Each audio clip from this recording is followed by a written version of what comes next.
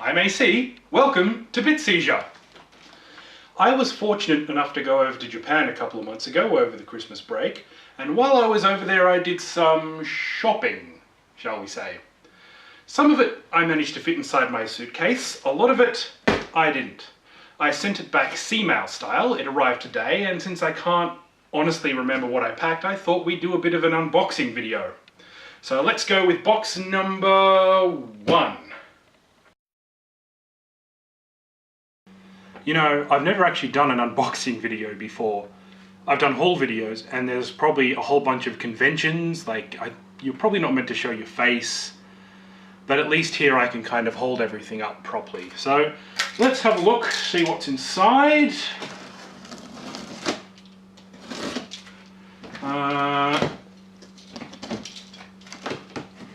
Okay, also got a beer with me as well, you know, may as well make it enjoyable. Very casual video, this one. It's actually Robot Ninja beer. Not brewed by Robot Ninjas, I'm assuming, but that's the brand name.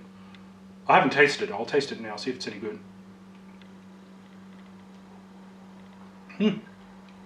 Not bad. Lager. Alright, what have we got? Okay, interesting. Okay, first of all, we've got Retro Game from the Retro Game store, and we have a complete in-box Super Game Boy controller. I'll just hold that up there. There we go. So I have 2 of these now. Not that you can play 2-player using Super Game Boy, but I really like these controllers. In fact, some people substitute the SNES controllers for the Super Game Boy ones because they're more clicky, and some SNES controllers are a little bit more soft. So that's I have 2 boxed ones just because I really like the Super Game Boy and the controller. And you know, cute little bag I can use. Interesting story, not really. In Canberra we don't have plastic bags anymore. You don't get them when you go shopping. You don't give them to you anymore. Okay. A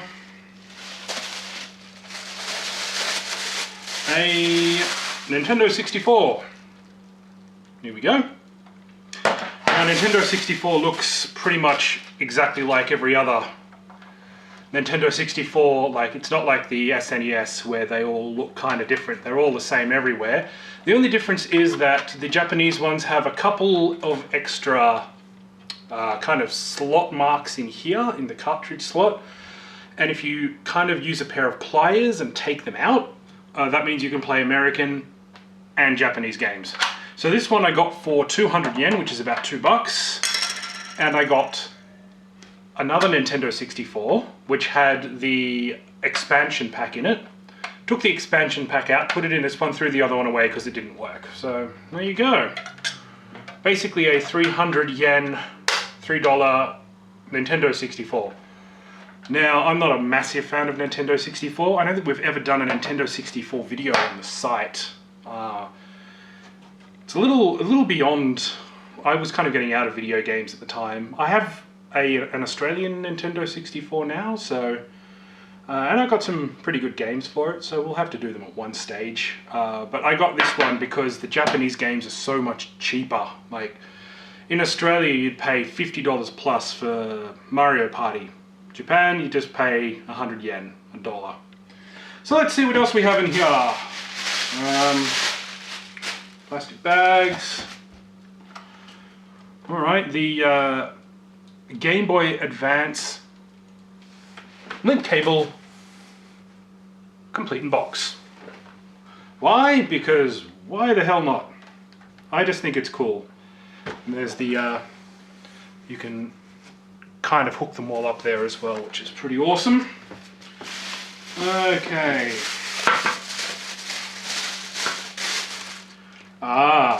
Now, this is just an AC adapter. However, it is kind of a special one This is an AC adapter for a Famicom disk system. These things are kind of a little bit rare, and although you can plug the Famicom adapter into the Famicom disk system, it's not recommended to do it for too long because the voltages are slightly different, and so is the amperage. So I actually managed to get my hands on one. Bad news is that Australia takes 240 volts. This is only for 100 volts. I do have a converter, but if I do want to play the disk system for any length of time, it's probably best that I hook this up or use the batteries, but this is better because this won't go flat. So happy to have that in my collection.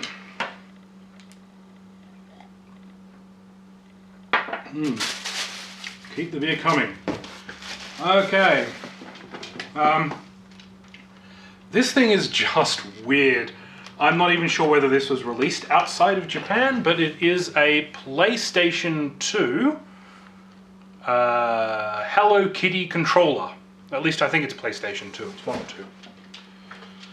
So I don't know if you can use it for any other games, but it was just one of those funny kind of control peripherals that I thought, hey, you know, it was 50 yen, like 50 cents. Why not?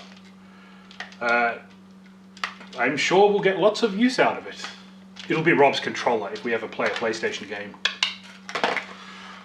Okay. Next, this is just like an original Game Boy controller, power pack. I don't think this is particularly useful anymore, but it's a kind of collectible because I collect a lot of handhelds. And I just like getting all of the release stuff for the Game Boy, so that's kind of cool. I like that. Will it work in Australia? I mean, you'd think not, because it's portable. No, it won't. That's a shame. Sometimes portable things will work in other countries, different voltages. This one doesn't. The adapter, I suppose. Okay, I have a complete in-box Nintendo 64 controller. Well, to get this, once again, it was very cheap, and since it's complete in box, I'll rip it open here for you. It means that damn middle stick here actually works properly, and most people ruin it with Mario 64 and Mario Party. I think the first one has that rafting game, so it's black and grey, but it's pretty cool. I think I have a full complement of Nintendo 64 controllers, which is odd for me because it's probably my least favorite system. I'll just put that back in there. How the hell does this work? Okay, we'll leave that. I'm done. Whatever. Okay, next. Some Gamecube games. We've got Maiden Warrior. The Japanese boxes are a bit smaller, which is kind of cool, a bit more efficient. The Australian ones are much bigger. I have no idea about the American ones. We've got Wario World. Not a bad game from memory. I think I have all of the Wario Land games, including the Virtual Boy version, which is pretty cool.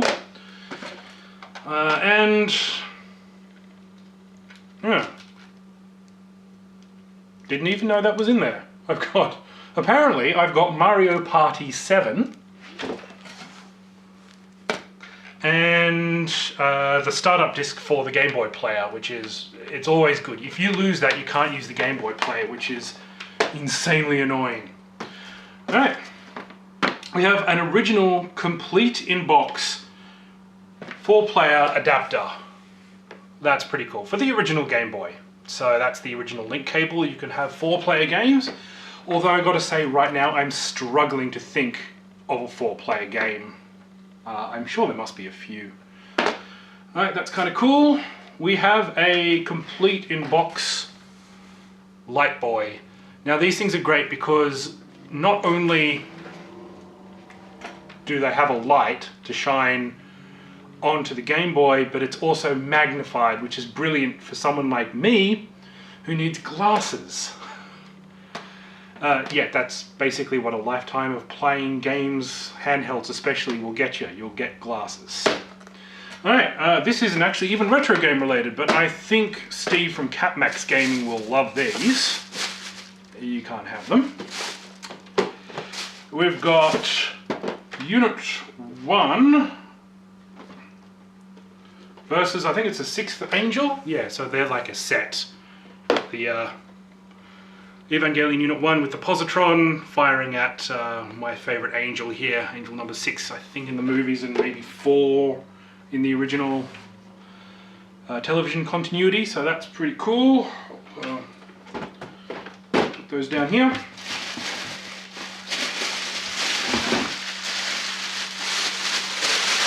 Alright. AC adapter. This is, I think this is just for a Super Nintendo. It's good to have those sometimes.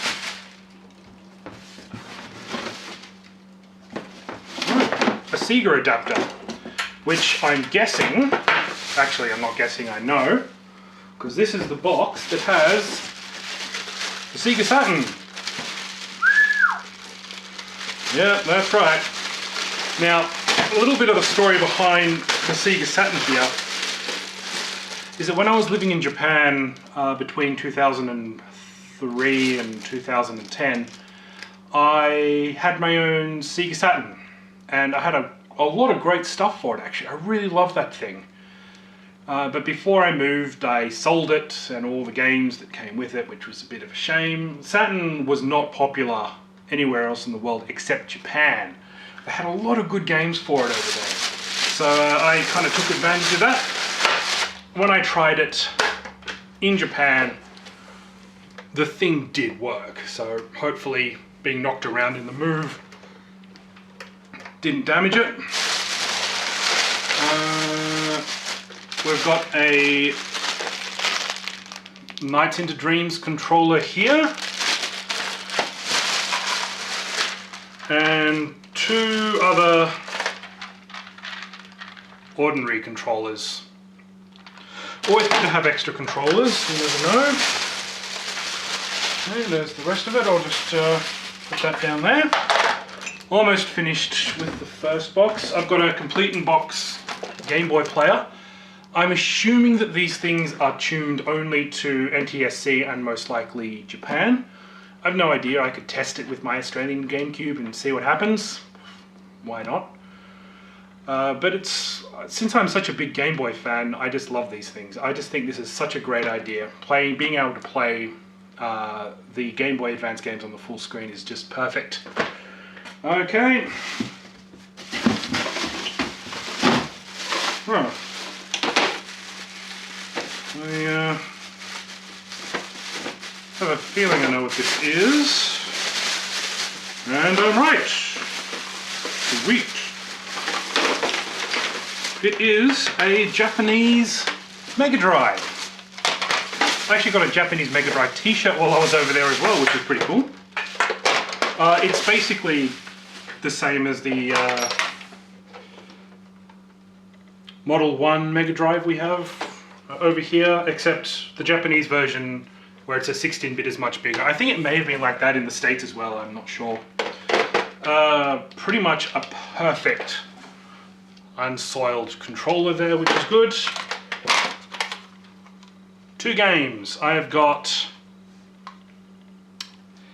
Heavy Unit, which I think I remember playing was good, and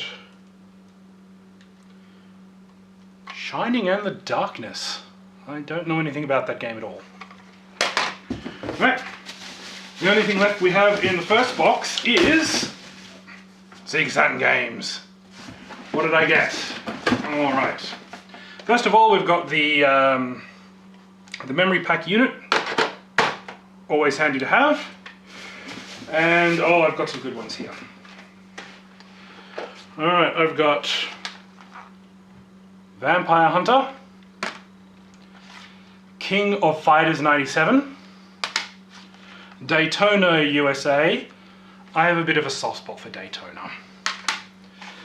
I don't know why, but I have two versions of Neon Genesis game.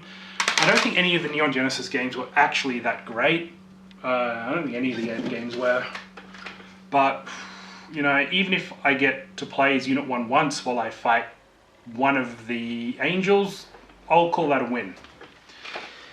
Okay, marriage. I don't know why I have this. Probably because I thought it looked funny. Might give it a go on that one day. We got Dead or Alive, King of Fighters 96, Virtualon, one of my favorite all-time games in the arcade. Seger Rally Championship 1995. Seger Rally Championship Plus. And another Ava game. Possibly the same one. Okay, last pile here. Daytona USA Circuit Edition. That's pretty cool. Evangelion Second Impression. Sounds like one of the CDs is loose in there. Might not work anymore.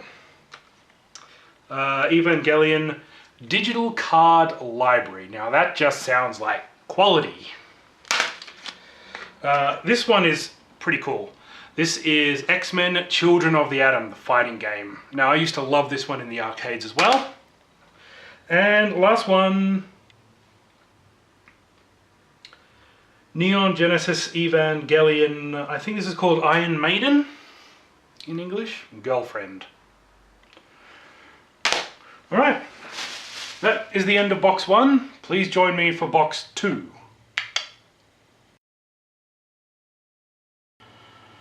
Welcome to box 2. New drink, it's vodka and whatever I could find around the house. Not allowed to have the good beer anymore. Mostly because it's gone.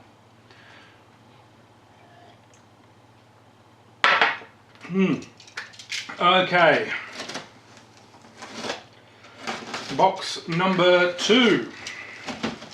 What surprises have you?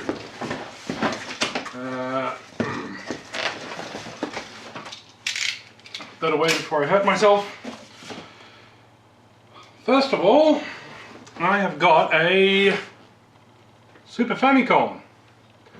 I've actually got a couple of these, but this one is in really good condition. It's not got that horrible yellow plastic, and I got this. I love this box. I just think it's awesome. It's just like a carry case with characters from my favorite game, Mario World, on it. So I'll open it up. Put that aside for the meantime. There we go. That's how you carry your Super Famicom. There we go. And it's got a... basically. Wow! Look at that. The controllers for the Super Famicom are really, really short. It's despicable. But yeah, you can actually carry it around like that. I really like the carry case. It's some weird thing with me. I don't even know why. So that's pretty awesome. Alright, over there I've got the PAL pack for the Japanese Nintendo 64. I'm assuming, and I really hope I'm right about this, that the Australian one can slot into the back of the Japanese one and it'll work. I haven't checked the voltages yet, so I hope I'm right. Okay, we have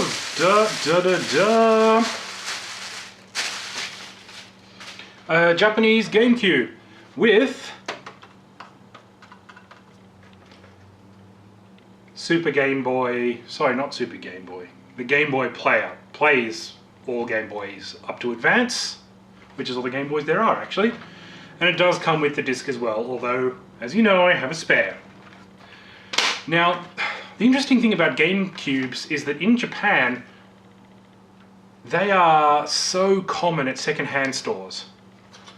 Usually they come without the Gameboy player, but you can get them for 100, 200 yen, sometimes even just 50 yen. That's like 50 cents for a Gamecube. Rob and I were kind of thinking that next time I go over, I just get a whole bunch of these things, and then we can use them as dice. Plus it's got this neat carrying handle, you know, because, you know, I walk down the street playing my Gamecube. That's what the handle's there for. Alright, what else we got? Cables for said Gamecube. Ooh. And the rest of the paraphernalia. Oh, this is actually really good because now I have an extra Gamecube controller as well. And of course these are multi-region because it is what it is.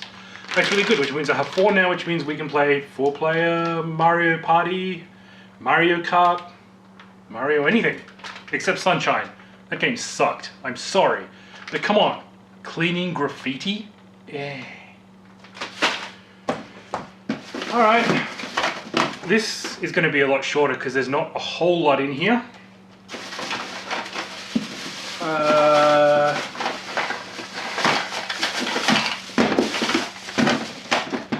The N64 games I got when I was over there. The original jumper pack, we don't need that. An extra cover because my Nintendo 64 does not have a cover, so that's useful. Now we have 2 of those, we don't need 2.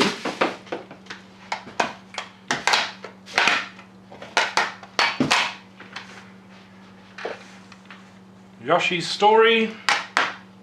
Never played it before, so I have no idea what it's like. Donkey Kong 64. Mario Party. Mario Party 2. I think we'll probably do a Mario Party video at some stage. Mario Tennis. And Kirby's Adventure 64. All 100 yen each, all $1. That's really good for me, frankly. Because in Australia, N64 games are just so damn expensive and they're really not worth it. Most of them aren't great games, let's face it. Okay, there's only really 2 things I have left in the box. I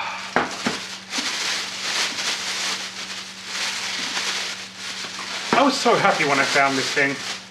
You might not even know what it is, you might never have seen one before. This is a Dreamcast Controller for Virtual-On. That's right, that awesome robot-on-robot game.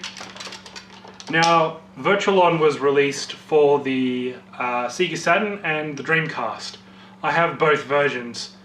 And at one stage I had 2 of these for the Seger Sutton, but now I've got the Dreamcast version, which is, I really hope, the better version.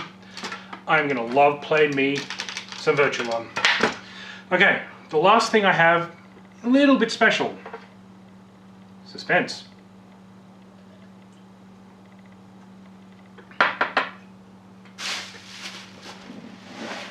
I have a twin Famicom in the box. Now this, the box, the other box, not this box.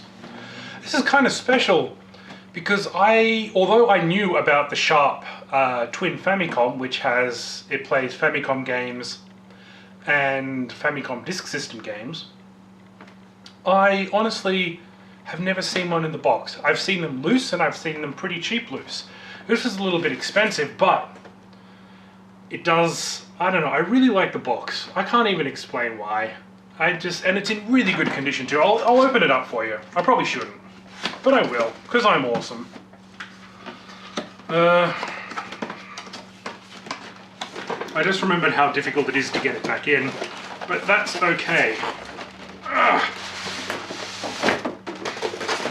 I got the black version. Some of you may not have seen this before. but it is magnificent. Here we go. The good thing is that it, I think you can actually use a Mega Drive adapter with one of these. In theory, I haven't tried that out yet, but I think you can, which means I won't need the adapter. So it's not in perfect condition, but it's in pretty good condition. So you've got the cartridge slot up the top and the disk system here. Now, most disk systems, okay, let's not fool ourselves. All disk systems have failed. The only ones that you can get now are ones that have been repaired. The only working ones are ones that have been repaired. So you can switch here between the cassette and the disc. So cassette, this will open. Now it won't open. The only issue I really have with this thing is that the damn controllers are still hardwired to the back. So we've got player 1 and player 2. And player 2 has the microphone, which is pretty cool. So I really love this. Now, the disk system in this, of course, doesn't work. I have had some luck in repairing them in the past, so I'm going to give it a go. Hopefully I can repair it, which means I will have a brilliant combination here if I can hook it up to an Australian power supply. So that is my unboxing, deboxing, boxing video. Thank you very much for watching if you made it all the way through. That was kind of exciting for me because, well, I forgot what I packed, but I'm glad I packed it. I'm AC. Thank you for watching BitSeizure.